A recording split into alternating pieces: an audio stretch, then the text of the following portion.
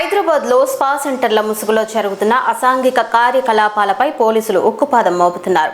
కుక్కట్పల్లిలోని భాగ్యనగర్ కాలనీలో పక్కా సమాచారంతో Cyberabad police anti human trafficking unit మరియు కుక్కట్పల్లి పోలీసులు సంయుక్తంగా చామ్ వెల్నెస్ స్పా సెంటర్పై దాడి నిర్వహించారు. ఈ దాడిలో నిర్వాహకులు దివ్య, సంగీత, జయప్రకాష్లతో పాటు వ్యభిచారం చేస్తున్న 6 మహిళలు, ఒక విటుడిని పోలీసులు అరెస్టు చేశారు.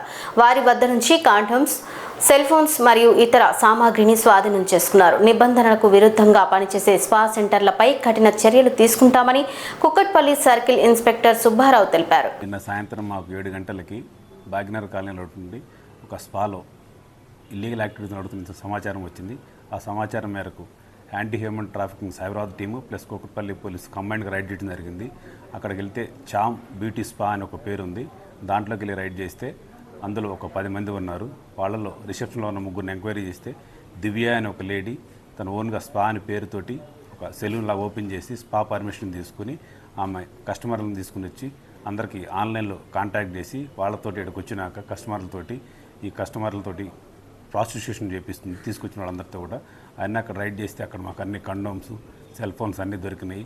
వాటి బేస్ చేసుకుని అక్కడ 6 విక్టిమ్స్ ఉన్నారు, ప్లస్ 3 ఆర్గనైజర్స్. ఈ దివ్య, ఆమెకు తోడుగా సంగీత అండ్ ప్రకాష్ అని వాళ్ళిద్దరు కూడా ఆమెకు సపోర్ట్ చేస్తున్నారు. కాబట్టి వాళ్ళందరి మీద కేసు నమోదు చేసి వాళ్ళు రిమాండ్ చేస్తున్నాము. ఇట్లా ఎవరైనా సరే ఇల్లీగల్ యాక్టివిటీస్ పాల్పడితే అందరి మీద తప్పకుండా చట్టపరమైన కఠిన చర్యలు తీసుకుంటాము.